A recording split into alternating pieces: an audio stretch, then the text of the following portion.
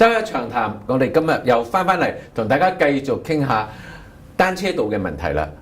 單車道到底係增加我哋城市綠化嘅一個最好嘅方式啊，定係因為處理不當造成一個衝突嘅焦點呢？ Melissa, thank you very much for coming, and we will continue our discussion. The 12 new bike lanes. How did you vote? Well, I have to say that I support new bike lanes in the city of Vancouver. That being said, I think that they certainly need to be established in communities and neighborhoods that are on board for this. That has always been the issue because everyone has no objection towards bike lane. Everyone wants to ride that bike once in a while. I've just been to Asia and I came back, and in Taipei, one of the most world-renowned bike lanes surrounding the city, coming through the city, but it was never with the traffic. And here we are trying an impossible mission, is to get motorists and cyclists all combined into one big stream of traffic. That caused a lot of debate and argument. But alongside of this conversation between the motorists and the cyclists is the businessman. I know there's 12 bike lanes. The one that is discussed most is Commercial Drive. Have you spoken to Commercial Drive people, and why are they opposing it so strongly? Well, the executive director of the Commercial Drive Business Improvement Association actually came out to speak at council. He had to speak on a completely different motion. But when one of the vision counselors asked him why he was there, he said, because I've had no chance for public consultation. You, the City of Vancouver, have not asked the Commercial Drive businesses, the small business owners, how we might feel about having a bike lane here. We know that it's not proposed, but we've also seen what's happened in other neighborhoods, and we're very concerned that this could happen right along Commercial Drive, where we don't think that we actually feel that it would harm our businesses. He said something like that. And what concerns me about that is, first of all, it shows me that there's not proper consultation going on in the community. And that being said, we need to look at bike lanes individually. So there are some bike lanes that I have voted for because I'm not against cycling. I believe cycling is a green mode of transportation. I believe it's healthy, it's good to exercise, to certainly make sure that we're conscious of how we're harming the environment when we can. That being said, I have a good friend who has 3 little children. Is she supposed to put all of them on the back of her bike? It's a difficult situation. That being said, Southwest Marine Drive, they're proposing upgrades and a bike lane. We had many residents come out to speak against it because they want crosswalks, they want pedestrian crossings. And I was told by staff and by Vision Vancouver, when I got up in City Council chambers and questioned it, they said, well, it's a trade-off. We only have so much money. So instead of building the crossings so that people can cross the street safely, they instead have chosen to invest all of the money in bike lanes. I couldn't support that. That being said, there are other bike lanes that I have supported, BC. I think we need to look at them on an individual basis. We need to speak with the community, like Commercial Drive. We need to listen to them and then make a decision. Can you split the 12 bike lanes and vote it individually? Because when a motion comes from anyone to council, you can ask to split.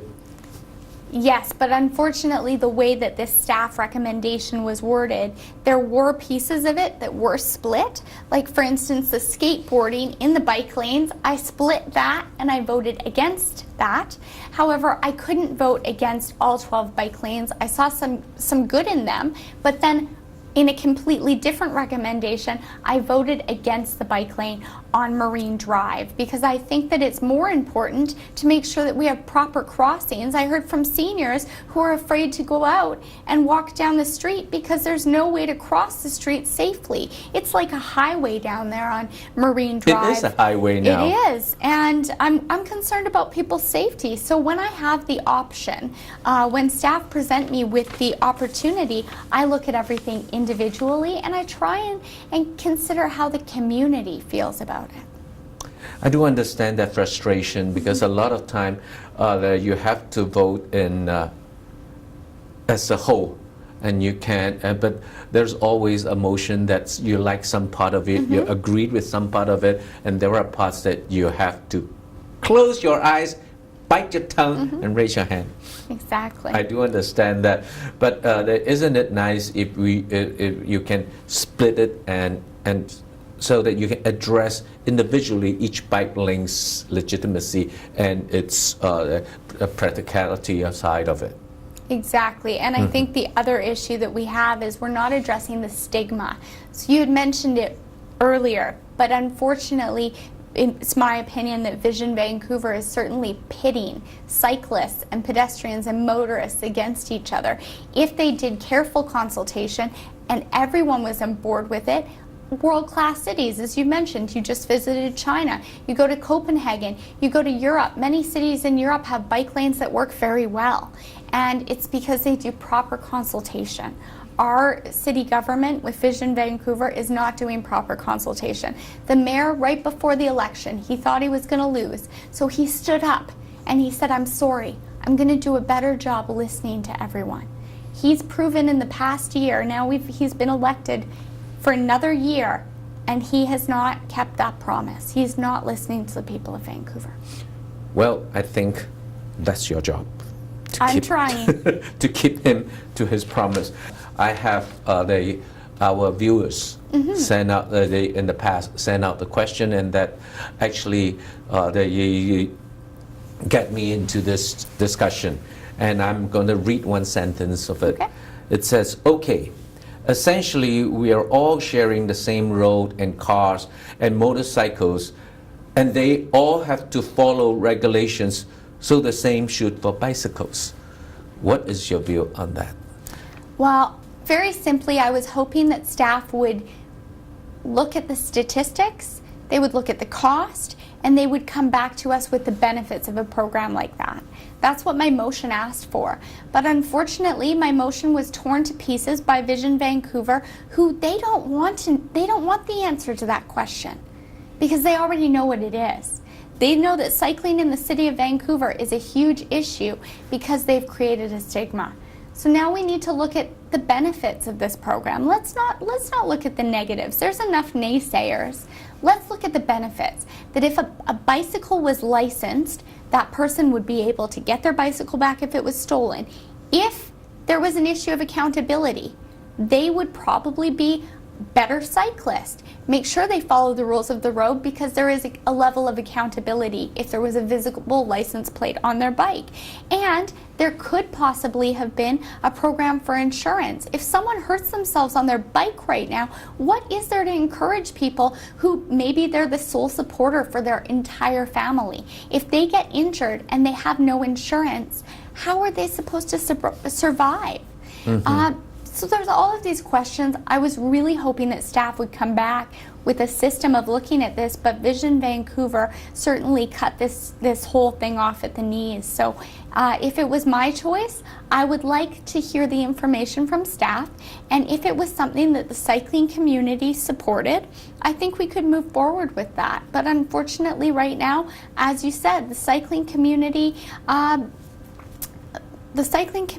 think is a little bit wary of this, because for so many years they've been able to ride their bicycles without any accountability. Yeah, I did personally have encountered once on Howe Street, and there was a cyclist right in the middle of the traffic, really faster than any car, and he was yelling out, "Get out of my way." And I was just thinking, we spend millions of dollars for bike lane right on the next street, and you're not doing that. So right now, there are bylaws against all these, violations. From a city councillor's point of view, how do you think the execution of the bylaw is going? How can we enforce that? Well, our mayor announced when the story broke in the media, the pregnant woman who had been knocked over on purpose by the cyclist who was angry at her, and she was just walking to vote in the federal election. Our mayor announced that there would be an extra $500,000 in the budget for enforcement of motorists and cyclists who are not obeying the rules of the road. In my motion, I clearly asked for staff to report back how much of that $500,000 would be focused on enforcing bylaw infractions or police ticketing of cyclists. And they would not give me an answer. Vision Vancouver voted down all parts of that motion. As you mentioned earlier, BC, they could have split that motion if they wanted, and they could have voted for that part. So I'm not encouraged to know that right now it seems that motorists are the ones who are getting the tickets, and that's where the enforcement is being focused. I really do hope that there's enough money in the budget to make sure that we're offering enforcement for everyone. Talking about being ticketed, pedestrians are ticketed for jaywalking. So that is one side of the argument. We all should be accountable for our behavior. Yes. And being accountable for people who broke the law is really to respect those and to protect those who obey the regulations and rules. And I think that is an argument that will continue on and on. Yes. Until we can look at this on a very rational and practical side and not ideologically driven policies. But before we go, I want to see what is your ideal approach about being a green city, particularly in traffic. What is your ideal proposal? Well, first of all, I'm going to go back to the stigma. I feel that if the bike lanes were done well, and there were several bike lanes before this administration came in that worked very well. The Carroll Street Greenway is a great example of that. Near Chinatown, where actually for years people have been using that. The cycling community has been using the Carroll Street Greenway, and there haven't been any arguments. It was only when Vision Vancouver came in and they decided this is what they were going to do with the Burrard Street Bridge, with other areas of Vancouver, without proper consultation. I do believe we need to have bike lanes in the city of Vancouver. I encourage cycling. I think it's a great mode of transportation, but we have to be smart about it. We need to ask the community, where do you want these, instead of telling them where they're going to be. So I think it's all about consultation. It's about listening to the public and working with them to work towards a common goal. Unfortunately, Vision Vancouver has lately been greenwashing. They're saying they're green, but they're not as green as they claim to be. I think in the future we do need, in addition to listening to the public, listening to the citizens, I think there are two areas that we also need to do, and I would like you to continue some of my advocates in the city. Is you need to listen to professionals in other cities who have planned and executed bike lanes in a very successful and harmony way. I think that's something that our city needs to continue to work on, because in Europe, in Asia, I rarely hear any other cities that had this kind of cyclists and motorists and pedestrians war. The war of the right of roads.